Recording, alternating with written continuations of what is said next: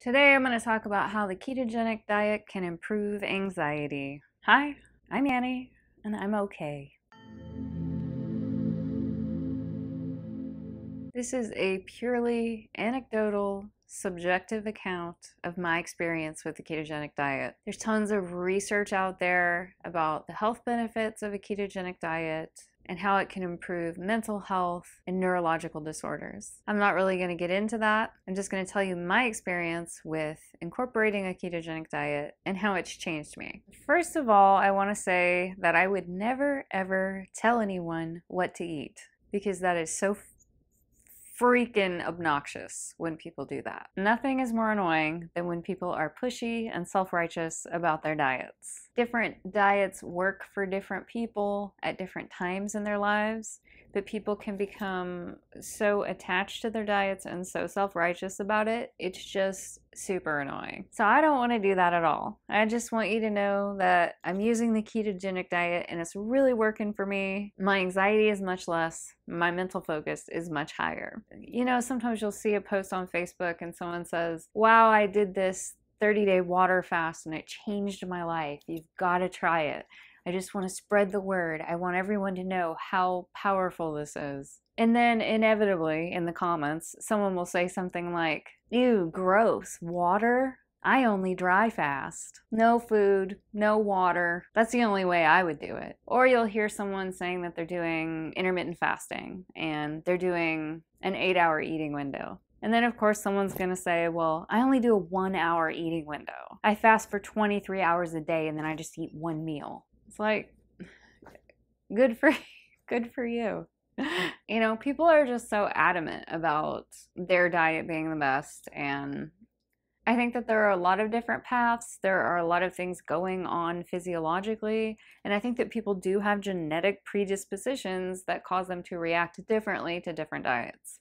Anyway, I can really geek out on the physiology stuff. So I haven't really studied what's happening in the brain with the mood improvements and the anxiety improvements. But what I have studied is ketogenic diets for athletes because I'm a runner. So I've read a couple of Mark Sisson's books. I'll put the links in the description. He wrote a book called Primal Endurance that I really enjoyed. When you look at your regular everyday person who's eating a mix of fats, proteins, and carbs, you will see that the body's physiology clearly prefers carbohydrates. It's a fast, quick fuel. And so there are a lot of people out there that will really adamantly say carbs are the best fuel source because can't you see? Clearly the body prefers it. However, if you reduce those carbs or remove them, the body really easily switches over to using ketones instead of using the glycogen that it produces from sugar and carbs.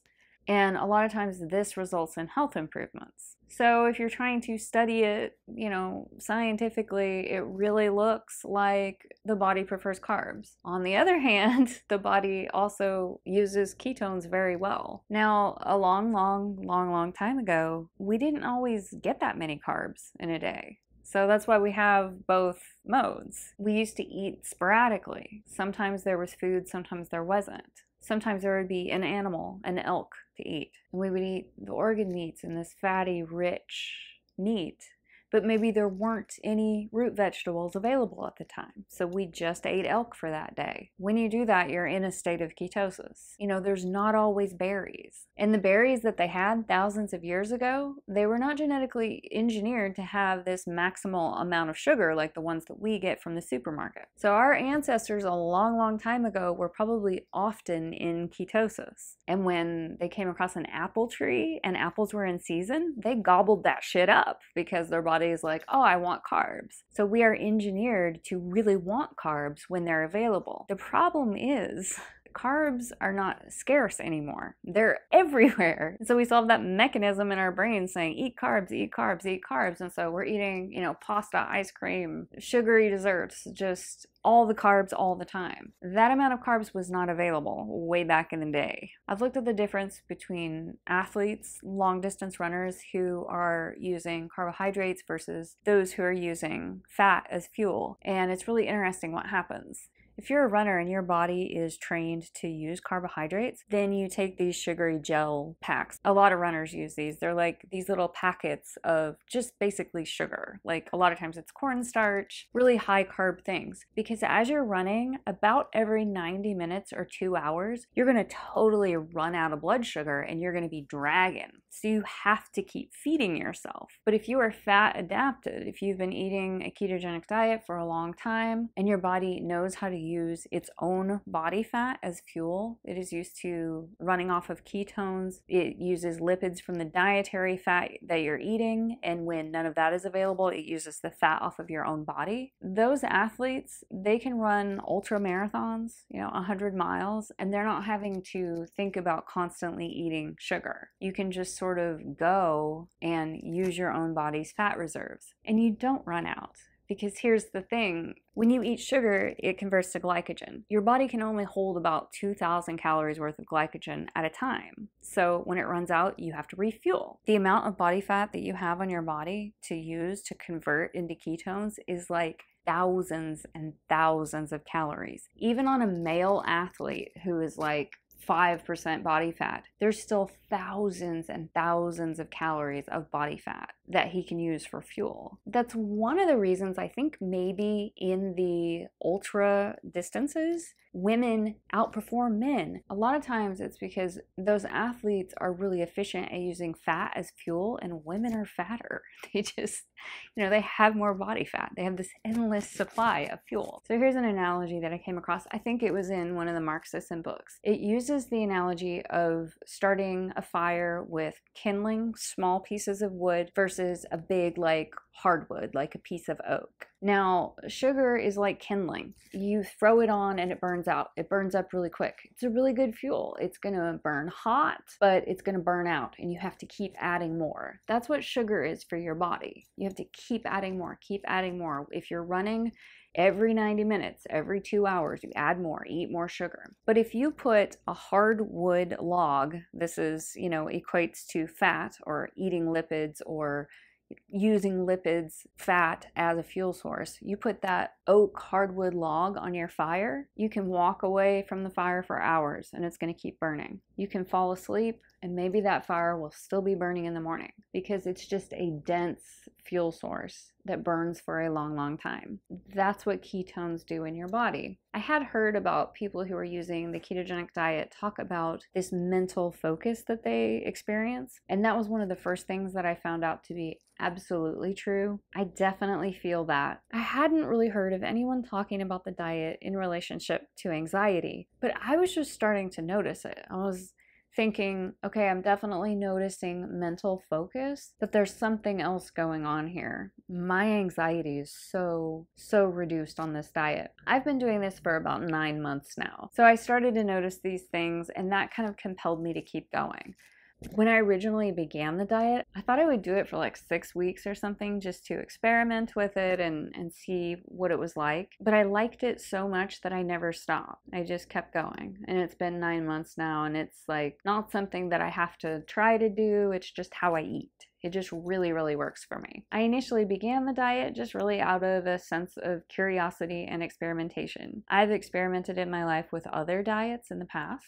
For a good 2 or 3 years, I was a raw vegan fruitarian, and I kept wanting it to work, but it just didn't. I kept gaining weight, and I topped out at 140 pounds on that diet. And I was measuring the food that I was eating, leafy greens, bananas, melons, things like this. I was eating 1,800 calories worth of fruit and vegetables per day, and I weighed 140 pounds. Now I'm eating anywhere from 1,700 to 1,900, averaging about 1,800 on a ketogenic diet, and I weigh anywhere from 108 to 110. And I'm just maintaining that. It's not something that I have to try to do. It's just natural and comfortable. I think people really react to sugar differently. I tend to have issues with being pre-diabetic. So in my 30s, I got several test results that were sort of indicating that I might be moving into a pre-diabetic kind of zone. When I first started the ketogenic diet, I didn't lose weight at all. I started out at about 114, which is, okay, but I prefer to weigh less. But even though I wasn't losing weight, I was just noticing all these benefits from the diet, and it was really compelling to me to keep going. And then when I got super comfortable with the diet, that's when I started to play around with my intermittent fasting window. Something that's really interesting about the ketogenic diet is that it becomes very, very comfortable to fast or to reduce your calories. So if I was intentionally trying to drop weight, I would probably try to stick to 1,600 calories a day. That's a good number for me to lose weight kind of slowly and steadily, but not too extremely. That might sound very low, but you have to remember I'm 5 feet tall and 42 years old. And so I just don't need very many calories, even though I'm somewhat active and I run. So if I was eating those 1,600 calories and it was like,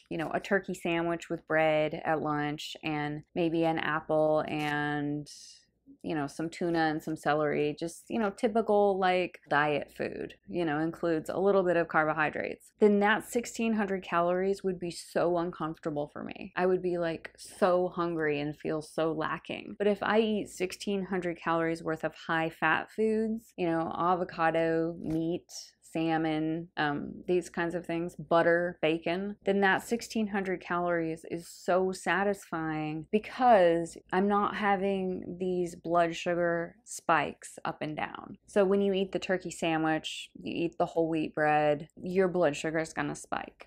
Whereas if you eat an avocado or some bacon and eggs, your blood sugar isn't gonna do that spike.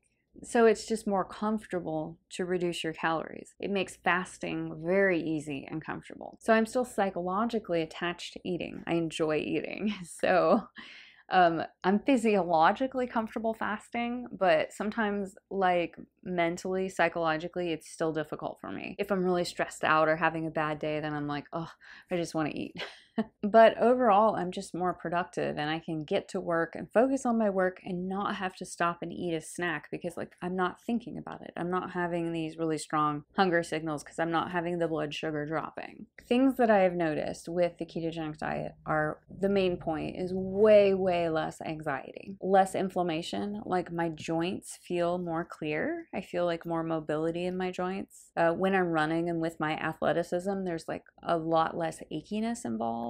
Way less headaches. I've had headaches my whole life and they've been very frequent. And in 2019, since I've been doing this, I would say that headaches are rare. I'm sleeping the best I've ever slept in my life. I don't know what it is about this diet, but I am sleeping really, really well. And I think that in itself could reduce anxiety. If you're just sleeping really well and you're not laying awake in bed ruminating about the things that you're worried about, but you're just like going to sleep and getting a solid 8 or 9 hours, that is amazing for your stress levels. So this is all just anecdotal evidence. I started eating this diet. I noticed my anxiety was extremely reduced. I love the diet. I never looked back. Now that's not to say that I'm going to do this forever, because you never know. People go through phases. I mean, like I used to only eat fruit and I decided to give this ketogenic diet a try and really love that. But I think that it is worth a try. I've always been kind of curious about diet and physiology and different dietary experiments. And the spirit of my attraction to all these different diets is always just curiosity and a spirit of experimentation. So that's why I've done these different diets. And that's why I did the ketogenic diet. And I would never tell somebody what to eat because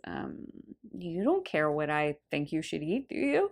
And I don't care what you eat, so we're even. But if you're curious about it, do your research. I will say that I think the ketogenic diet is one that you should research. I feel like it's important to understand the physiology, and there are certain pitfalls that you want to avoid. When you first start the diet and you go into ketosis, there's something called the keto flu that feels really bad, and it's a real thing. It can feel uncomfortable.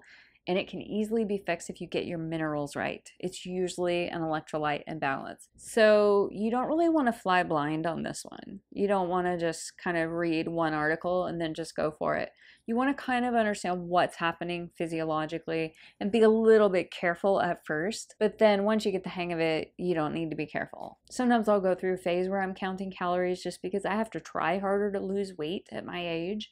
And if my pants are starting to get a little bit tight, then I'll do one of of two things. I will go to counting and start weighing my food and keeping track and trying to hover around that 1600 calorie mark, 16 to 1700, or I'll get more structured about my intermittent fasting. So I'll just pretty much eat what I want, but play around with that intermittent fasting window. Both of those options work for me, and it just kind of depends on my mood. Like this morning, I got up and ran just a little bit, like 4 miles. And then I came back to my studio, took a shower, and just dove straight into my day without giving food a single thought. So I didn't eat anything until noon. I did have 2 cups of black coffee, just like I always do in the morning. Being efficient and just using the fat off of my own body as fuel just gives me that freedom to not eat if I don't have time and just not think about it. And I also just in general think about food way less because I'm not getting those really strong like feed me carb signals from my body, and I'm not having these blood sugar crashes that are, you know, going up and going down. I don't have any of that. It's just really even throughout the day. So anyway, that's my story. Do you like it? Let me know if you've done any crazy dietary experiments. Have you ever tried the ketogenic diet? Do you love it? Do you hate it? And I know that there's people out there that would just love to tell me what to eat. Go ahead if that's what you need to do.